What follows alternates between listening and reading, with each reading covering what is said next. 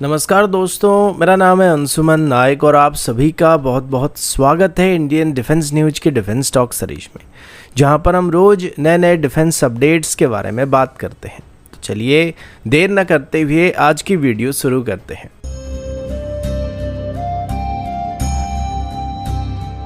आज की पहली अपडेट इंडियन एयरफोर्स की तरफ से है। फ्रेश इंटेलिजेंस और सैटेलाइट इमेज से बात अभी कंफर्म किया गया कि इंडियन एयरफोर्स की तरफ से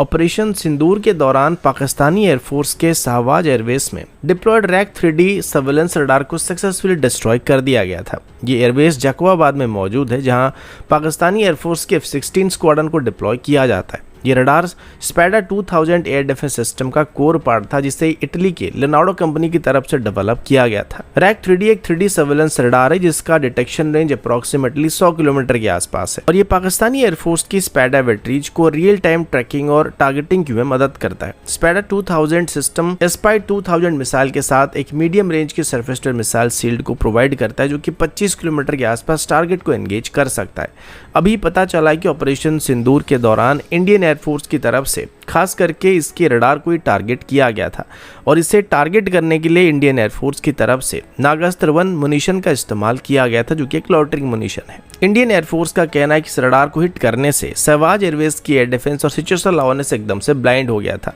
ये एयरवेस पाकिस्तानी एयरफोर्स के लिए बहुत ही क्रूशियल है, क्योंकि यहीं पर पाकिस्तानी एयरफोर्स की 39th टैक्टिकल विंग के एडवांस ब्लॉक 52 F-16 को भी डिप्लॉय किया गया है। इन एयरक्राफ्ट को प्रोटेक्ट करने के लिए स्पैडा बैटरीज को रैक 3D सर्वेलेंस रडार के साथ वहां पर डिप्लॉय किया गया था, लेकिन 9 और 10 मई की स्ट्राइक के बाद सैटेलाइट इमेज ने बात कंफर्म किया कि इस रडार साइट को कंप्लीट डिस्ट्रॉय कर दिया गया था और इसकी हैंगर को भी काफी डैमेज हुआ था।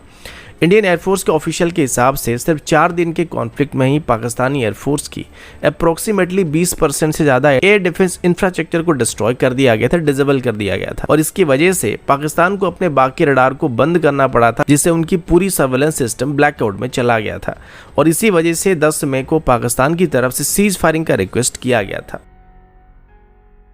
अगला अपडेट रशिया की तरफ से है। रशिया की तरफ से अभी अनाउंस किया जा रहा है कि वो अभी भारत को अपना ओरियन यूएवी को ऑफर करने के लिए तैयार कर रहे हैं,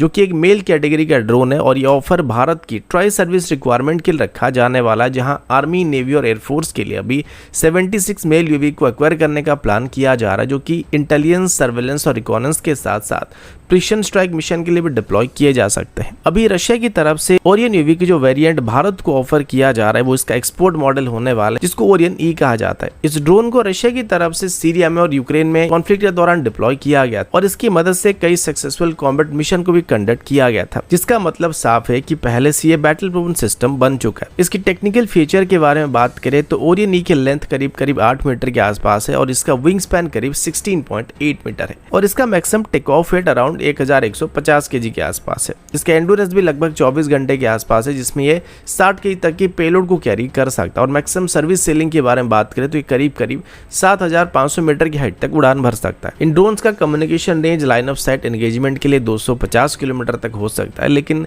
सैटेलाइट कम्युनिकेशन ऐड करने से इसको और भी एक्सपैंड किया जा सकता है। पेलोड और वेपन इंटीग्रेशन के बारे में बात करें तो ये ड्रोन 250 kg तक की पेलोड को एक बार में कैरी कर सकता है, जिसमें electro optical, infrared sensor, laser target designators, precision guided bomb जैसे कि कैप 20, कैप 50 और UPAV-50 भी शामिल हो सकते हैं। सबसे खास बात यह कि इसमें S-8000 बैंडरोल क्रूज मिसाइल को इस्तेमाल किया जा सकता है, जिसका रेंज 500 किलोमीटर तक हो सकता है, जो भारत को एक stand up strike capability provide कर सकता है और ये इस ड्रोन का सबसे बड़ा एडवांटेज होने वाला है, जो कि किसी भी एग्जिस्टिंग मेल क्लास की ड्रोन में हमको देखने को नहीं मिलने वाला है।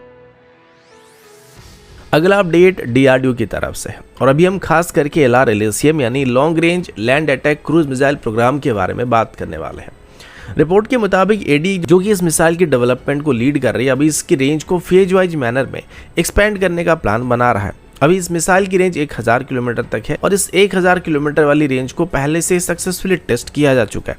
और अगले अपग्रेड के दौरान इसको 1500 किलोमीटर तक, उसके बाद इसकी रेंज को 2000 किलोमीटर तक पुश करने का लक्ष्य रखा गया है। यह खास बात है कि इस मिसाइल का मेडन फ्लाइट टेस्ट को 12 नवंबर 2024 को integrated test range Chandipur Odisha से किया गया था, जहां से इसको एक मोबाइल आर्टिकुलेटेड लॉन्चर से लॉन्च किया गया था, जो कि इस मिसाइल की रोड मोबाइल डिप्लॉयमेंट कैपेबिलिटी को प्रूव करने के लिए किया गया था, जो कि बैटलफील्ड में फ्लेक्सिबिलिटी के लिए बहुत ही जरूरी होने वाला है। अगर हम इसे निर्भय मिसाइल के साथ कंपेयर करें तो LR-LACM में काफ़ी सारे नए इंडिजिनस टेक्नोलॉजी ऐड किए जा रहे हैं, जैसे कि इसमें लोकली डेवलप्ड टर्बोफैन इंजन यानी कि मार्निंग इंजन का इस्तेमाल किया जा रहा है, जो मिसाइल को सस्टेन्ड सबसोनिक फ्लाइट प्रोफाइल और ज़्यादा एंड्योरेंस प्रोवाइड करने वाला है। साथ ही एक इंडिजिनस AESA सीकर भी इसमें ऐड किया गया है, जो कि मिसाइल को प्रिसिशन गाइडेंस और इलेक्ट्रॉनिक काउंटरमेजर के अगेंस्ट में रेजिलियंस को प्रोवाइड करने वाला है। कुल मिलाकर LR-LACM को निर्भय मिसाइल का एक सक्सेसर के रूप में देखा जा रहा है, लेकिन इसमें जो नई इंप्रूवमेंट ऐड किए जा रहे हैं वो इसको ज़्यादा रिलायबल बनाने के साथ साथ लॉन्ग रेंज प्रिसिशन स्ट्राइक में भारत की स्ट्राइक एनवेलप को और भी एक्सपैंड करने वाले हैं।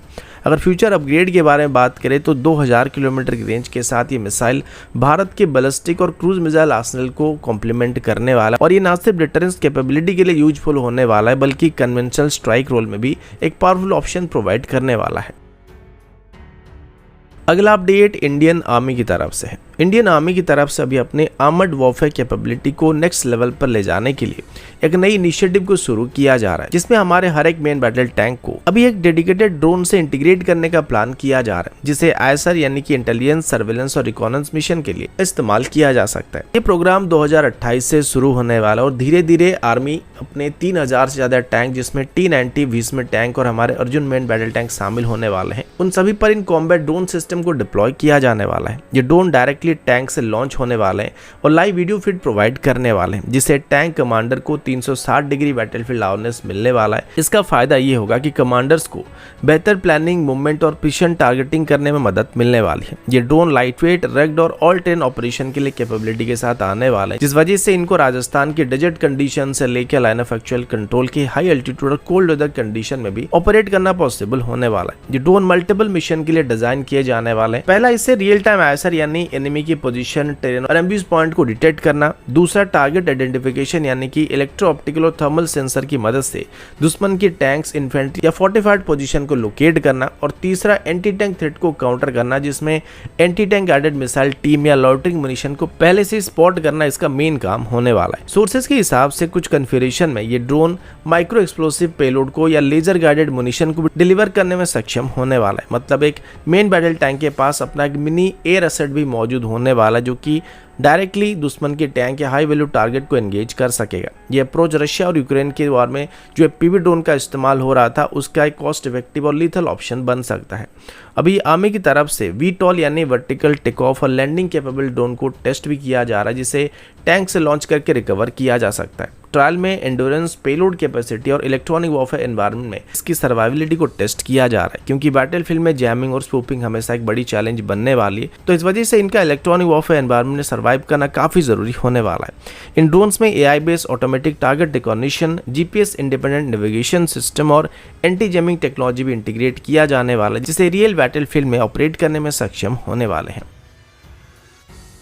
अगला अपडेट इंडियन आर्मी की तरफ से है। इंडियन आर्मी की तरफ से अपना कम्युनिकेशन सिस्टम को भी मॉडर्नाइज करने के लिए एक नई कदम उठाने का फैसला किया जा रहा है, जिसमें आर्मी की तरफ सभी 6000 hand held software defined radio यानी HHSDR को एक्वायर करने का प्लान किया जा रहा है, जिसके लिए अभी एक रिक्वेस्ट फॉर इन्फॉर्मेशन को इशू किया जा रहा है। ट्रेडिशनल रेडियो के मुकाबले सॉफ्टवेयर डिफाइंड रेडियो एक एडवांस टेक्नोलॉजी है, जिसमें फ्रीक्वेंसी, वेवफॉर्म और इंक्रिप्शन को सॉफ्टवेयर की मदद से कॉन्फ़िगर किया जाता है। मतलब एक ही डिवाइस अलग अलग एनवायरनमेंट में यूज किया जा सकता है, अलग अलग रोल में इसको इस्तेमाल किया जा सकता है, चाहे वो अर्बन हो, रूरल हो या फिर कंटेस्टेड बैटलफील्ड हो, किसी भी कंडीशन में इसको इस्तेमाल किया जा सकता है। इन रेडियोज की खास बात यह कि ये रेडियो सिक्योर और रियल टाइम कम्युनिकेशन को प्रोवाइड करते हैं, जिसमें वॉइस के साथ साथ डाटा और वीडियो ट्रांसफर भी किया जा सकता है। और सबसे बड़ी बात यह कि इसमें एडवांस इंक्रिप्शन सिस्टम और एंटी जैमिंग फीचर भी दिए जाते हैं, जो कि मॉडर्न बैटलफील्ड में इलेक्ट्रॉनिक वॉरफेयर थ्रेट को टैकल करने के लिए बहुत ज़्यादा जरूरी होने वाला है। और इनको हैक करना या फिर इनकी मदद से ट्रांसफर किए जाने वाले डाटा को क्रैक करना बहुत ही मुश्किल होने वाला है। तो दोस्तों,